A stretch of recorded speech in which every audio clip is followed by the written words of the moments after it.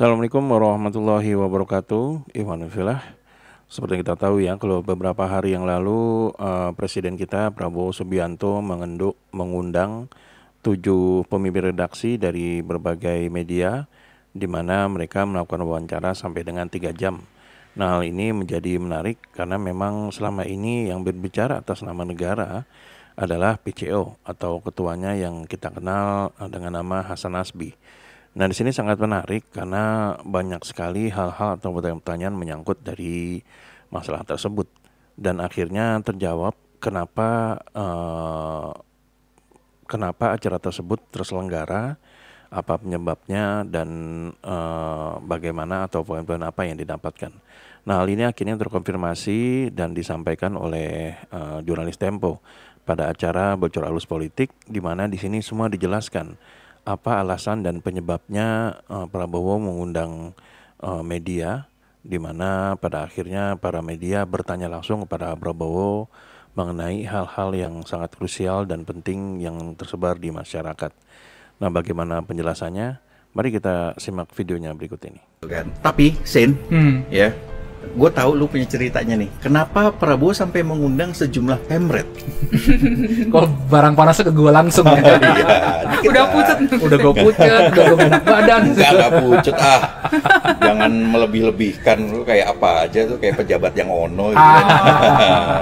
Nah, kemarin kan ada wawancara Prabowo nih 3,5 jam gitu. Nonton nggak kalian? Nonton dong. Nonton Gue juga bahkan gua. baca juga gitu, bukan hanya nonton tapi baca. Jadi meresapi begitu ya. Nah, jadi Prabowo kan mengundang sejumlah jurnalis senior gitu ya, ke rumahnya untuk mewawancarai dia begitu. Nah, gue tanya nih sama orang yang mengetahui lah ya soal kenapa sih hanya segitu aja pemret-pemret yang diundang gitu ya.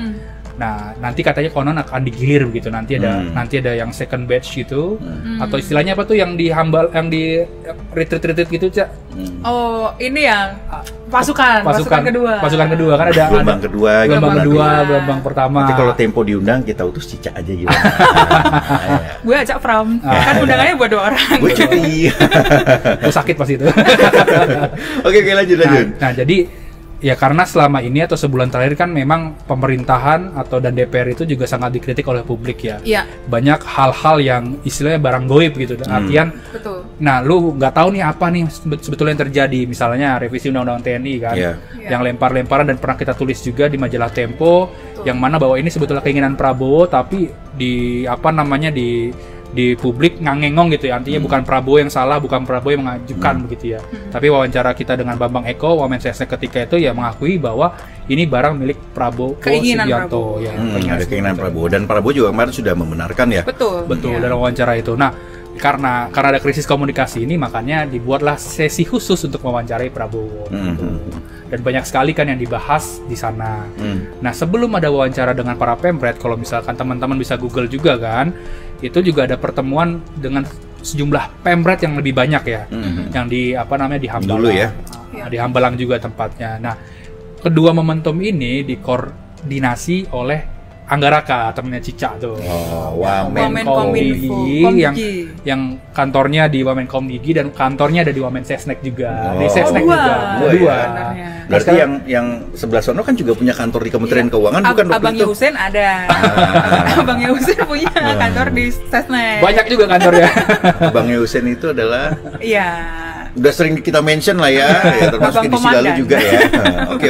Terus. Nah, itu dia. Jadi karena memang ada kegentingan komunikasi ini, makanya dibentuklah tim-tim khusus lah ya, karena ini dianggap tidak bisa tidak bisa berfungsi lah Mas terhadap penetrasi komunikasi publik begitu. Hasan Nasbi ya maksudnya Hasan ya? Nasbi. Oke.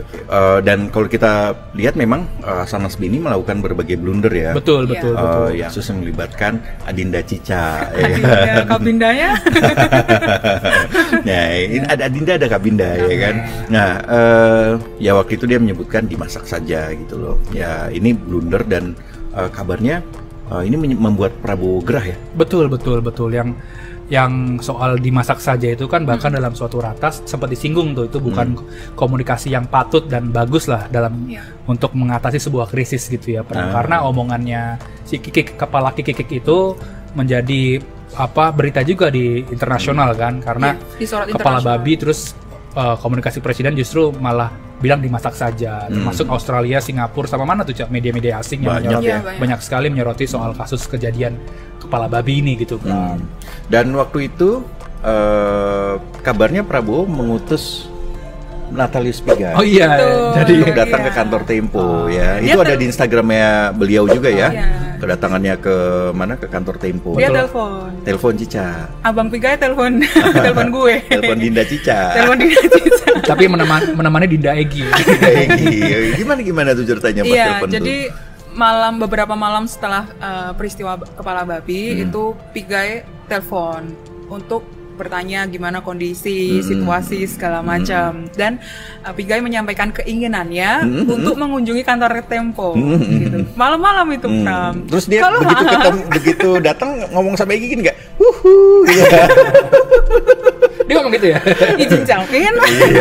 Oke. Iya, jadi waktu itu udah malam, udah lebih dari jam 10 mungkin, jam 10 lebih gitu. Terus ya gue jelasin, Bang udah gak ada wartawan di kantor Tempo waktu itu ya, karena kalau nggak salah waktu itu bukan hari deadline. Bukan hari deadline. Maka gue bilang, saya nggak ada di kantor Bang gitu. Ya udah nggak apa-apa, ketemu satpam juga nggak apa-apa, kata Bang Pigai. Kasian lah kalau ketemu satpam. Iya, siapapun lah yang ada di Tempo. Lalu kebetulan ada Egi Adiatama, redaktur Tempo. Iya, ditemani oleh Yohanes Paskalis dan Cory. Setelah pulang dari Tempo, dia telepon lagi. Saya sudah ketemu teman Cica, katanya. Ya, Pigai menyampaikan respect lah terhadap situasi ini, kemudian apa yang disampaikan jubir itu memang dia menyayangkan segala macam gitu. Lalu, lu bertanya nggak, disuruh sama presiden? Gue nanya waktu itu, tapi teman-teman abang yang lain nggak menyampaikan seperti itu gitu. Artinya komunikasinya masih beda-beda nih teman-teman abang yang lain soal teror kepala babi itu ya. Stance-nya beda-beda. Terus jangan dengarkan yang lain karena wajah presiden adalah wajah saya. Begitupun sebaliknya gitu. Mantap Bang Pigai. Oke, 6 jempol dari sini. Nah, kembali ke masalah yang Hasan Nasbi itu tadi. Kabarnya orang dekatnya Prabowo juga menegur Hasan. Betul. Jadi orang dekatnya Prabowo yang menyayangkan statement Hasan Nasbi di Istana Negara ya malam-malam ketika doorstep dengan beberapa wartawan karena memperkeruh situasi gitu. Tapi siapa yang menegur Hasan Nasbi? Bisa dibaca di laporan majalah Tempo. Nah, jadi teman-teman nanti bisa membuka di laporan majalah Tempo ya untuk membaca lengkapnya ya. Tapi setelah ditegur itu Pram, dia kan memberikan klarifikasi kan. Jadi misalkan malam itu ngomong soal dimasak saja, besoknya dia ngomong ke beberapa media soal maksud omongan saya ini loh begitu ya. Orang yang sama juga menegur Hasan Nasbi soal tweetnya yang menyinggung masyarakat sipil, perlu nggak minta maaf soal revisi Undang-Undang TNI gitu.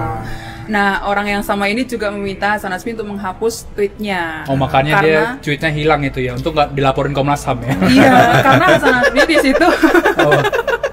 Bentar gue ketawa. Karena Hasan Nasbi di situ menuding masyarakat sipil ini provokator dan menyebarkan hoax gitu. Karena apa yang disampaikan kritik terhadap revisi Undang-Undang TNI itu tidak sesuai menurut dia dengan draft yang dibahas di DPR. Padahal draftnya itu asli dalam websitenya DPR ya. Yang sampai sekarang website DPR gak bisa dibuka lagi tuh kan. Betul. Dan sudah menulis ya. Sudah menulis. Nah, dan juga soal Hasan ini yang soal omongan dimasak saja kan menjadi dalam wawancara Prabowo dengan beberapa pemret itu kan dijelaskan juga bahwa omongan itu adalah teledor gitu ya, omongan Prabowo langsung ketika itu. Ya, itulah tadi acara di Bocor Halus Politik yang disampaikan oleh para jurnalis Tempo. Dan di sini sangat menarik karena memang topik yang dibacakan atau yang dibicarakan adalah tentang Hasan Nasbi, di mana Hasan Nasbi ini adalah yang menjadi penyebab kenapa akhirnya Prabowo Subianto mengundang 7 pemimpin redaksi dari media untuk menyampaikan kepada masyarakat mengenai hal-hal atau isu-isu seputar dengan pemerintahan.